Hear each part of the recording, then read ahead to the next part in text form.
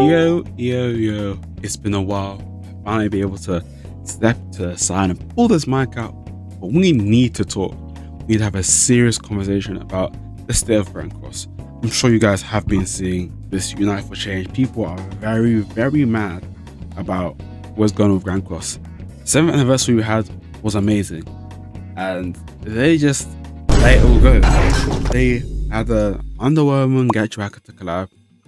And now with his worth of characters, obviously I wasn't able to pull my mic out, so I wasn't able to speak about it at the time, but I'm not really that excited about this what if characters. Yes, it's cool, and you can also have multiple Meliodas in the same team. It's pretty sick, but I really don't think it's that crazy of an idea, considering the fact that this came with no story, by the way. They just released the characters, so it's just the characters are female now. That's it. But I think the bigger problem is Netmarble have lost their way and they don't really have a mindset of what they're planning to do. That is the biggest problem with them. Because everyone's complaining about becoming extremely unfree to play. And I'll say this before, Netmarble was one of the most free to play friendly games before this started happening. Because again, you don't really need to get dupes. But Netmarble realized they messed up. They messed up in the fact that they didn't mold their game around having dupes. I mean, now they can't ask people to have dupes in their game. I mean, they make less money. For example, you have a game like Genshin Impact or Wuthering Waves. Dupes are important. The characters are balanced around having these dupes. You even have in mind, okay, I'm gonna go for a C1 or C2 or whatever, and I'm gonna go for that. They also have weapons. All these things are factored into the character's strength. And players from the beginning of these games' life cycles have been wary of these things. It's not like a new concept they've added on. But because Netmarble have lost their way and kind of forgotten how they design these games, they're just scrambling to make ideas. I'm kind of scared of that, because if you think about it, they've started adding passives into ultimates. That should never happen. The only thing the ultimate should increase when you get a dupe is the percentage amount. Alright, you could have some things that are in the ultimate that changed. Again, we've had it for a long time now, but they've slowly been increasing it because it's their mistake. They should stick with it. Again, when you came out with this game, you said that all dupes will change is they'll increase the damage of ultimate, which is fine. I'm okay with that. And having a strong ultimate can be helpful in some circumstances. They balance the game, because nowadays everybody's ultimate just one shots. All of the new characters' ultimates are all AoE and they're all one shot, which really shouldn't be the case. And it should really make the ultimates weaker to encourage people to get dupes. But instead of doing that, they said, what can we do? Let's just start putting passives in the ultimates. Now what they do, instead of putting the full passive in the passive like a regular character, they've started putting a huge majority of characters' kits in their ultimate. Meaning that certain people have to get dupes. And not even just that they've started putting passives, they started making it so at certain points you get increases to their passives. And not just numbers wise, it's things like with Nemesis Meliodas, for example. If you don't have him with 2 dupes, you don't get immortality when you use the ultimate. It's just a regular ultimate. So if I wasn't lucky enough to get 2 copies of Meliodas, he's a fundamentally different character, because the fact that you can get ultimate and get immortality is a whole different way to work around with him. In Netmarble, that is on you. You can't suddenly just switch up, and especially you can't switch up if you haven't told us. If you were to say that we're thinking about changing it so now we have passives in the ultimates as a way to encourage monetization, just be real with us. That's one thing I want to know. It shows that Netmarble don't know what they're doing when they're building characters. They're just trying to find ways to help monetize a character instead of thinking about ways to make the character more balanced. And I'll say this for a while, the Netmarble balancing team, if they even exist, is one of the worst I've ever seen, because they don't think about the meta when they make characters. They just try and release characters. I might make another video about this to try and really recollect my thoughts, but it's way worse than I thought. Think about it. We have Nemesis Meliodas, and this is the biggest example of this. Nemesis Meliodas was insane because he had a counter, which isn't bad. It's a real counter. But the bad thing is that the counter starts first turn, and the counter was so unbelievably strong. I should have targeted Eskimo, that half the characters in the game didn't matter. What were you gonna do? Attack into him with your Esque? No, you would just die first turn. And because it was so stupid, there's really nothing you could do apart from just play mirror matches where Meliodas is always the last player alive, and then just go back and forth from there. They decided to add the Gacha collab. Okay, this is a fun collab, but the whole purpose of that collab was to have to be able to go against Nemesis Meliodas. If you've realized that all of them, like, what's her name? Rio takes away counters.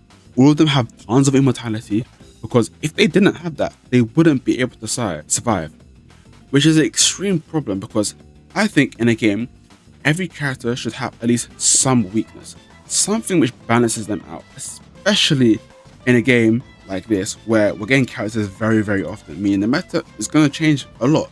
Like, collab will come out, and obviously to sell the collab, you want the character to be good. But in states like that, the Gacha collab had to be that focused on attacking Nemesis Meliodas, or they wouldn't be able to survive.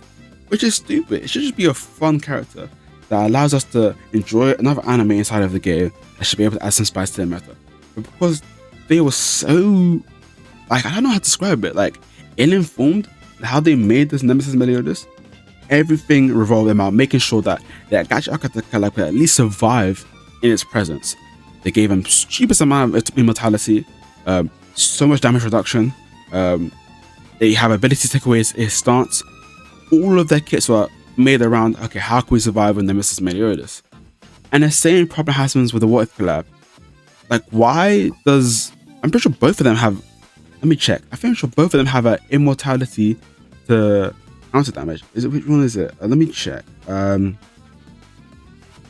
Yeah, so obviously, the new Meliodas is she's horns. And then she also has a way to cancel stances. Again, I don't know why she needs that. And she can't take damage. Is it from counters? Let me check. What's that? Let me pause now and find it. Okay, I just looked at it. I've read it wrong. She actually buffs counter damage. She buffs skill and counter damage, which again is more stupid because the new Meliodas, you can play her alongside Nemesis Meliodas, make him even stronger. Again, like you see, this is the main team you'll play. You'll just play Nemesis Meliodas with the new character. I don't think these guys in Netmarble are balancing the game. They're not balancing their dupe system, and they're not balancing the characters that are in the game, and it overall just messes everything up. On top of that, the Nemesis Meliodas is so strong that this new Meliodas needs to be super tanky. You can see that in tons of characters. So the entire Gacha collab, the whole team is meant to be super tanky. This new Meliodas, she has a taunt, and she has super tanky as well. But it doesn't even make a difference because Nemesis Meliodas is that strong. I didn't think it was that bad. And on top of that, so they messed up the PvP meta. But now they need to also encourage people to buy dupes and characters, which they shouldn't have to do other than making good characters that people want to play and invest money into. So they had to add passives to the ultimates. Again, it's the stupidest system, and they should have set this precedent from earlier. If you wanted that to be the case, you should have made it clear. Write a blog post, make a dev note for us to read, and let us know we're going to do this moving forward. But no, they just slowly started adding it in. Slowly. I'm pretty sure it happened even in Purgatory Barn. Like, if you got certain dupes, you're able to have an increased damage in your ultimate. This shouldn't be happening. You decided when you first made this game to have it where being free to play is extremely viable. Again, like I said, Netmarble, this game was extremely free to play viable. And you're just slowly making it worse and worse. But the thing is, it wouldn't even be that bad if you think about it. Games like Genshin Impact, Honkai Star Rail, they do the same thing. And people complain, but they don't complain that much. Why? Because the game has multiple metas and multiple teams that are being invested into by giving us certain characters. And you can clearly see that, okay, over a certain time frame, I can vertically invest and horizontally invest into my teams. And teams won't die out in 2 months. The problem is Netmarble, your game isn't like that. Teams in this game die out immediately. Next time there's another festival, I guarantee you half of these teams won't be viable. Only Nemesis Meliodas will be viable. I'm telling you, the Gacha collab will be brushed out of the way. You know why? Because we've seen it before. It always happens. You'll release a character, and then literally the next time to do a live stream, that character will destroy that character. And now you can't use them anymore. So there's no point investing in the teams. Back in the day, you could literally be a demon only player. You'd only summon on a demon banners, you'd invest into that team, and it'd be viable because your team would be able to hold up. It might fall behind a slight amount, but it'd be able to hold up despite that fact. But because now they suck at their character building and they suck at their meta building, that's not something that can take place. So now you can't just invest into one archetype of a team. There could literally be different archetypes of teams. Maybe all DPS focused team, a team that's focused on just surviving the most, a counter team. All these things can be looked into to make a thriving meta. But because Netmarble don't think like that, they just release a character. We need to make him sell. So let's just make him super strong and make his dupe super strong at the same time. And then you get Nemesis Meliodas. Now, every single character you release has to be balanced around this one character because you made him too stupidly broken. It's not a good look. Again, right now, I haven't written anything down. I'm just ranting off the top of my head because after the 7th anniversary, I was extremely happy because at the beginning, I was like, okay, he's really strong, he's really fun.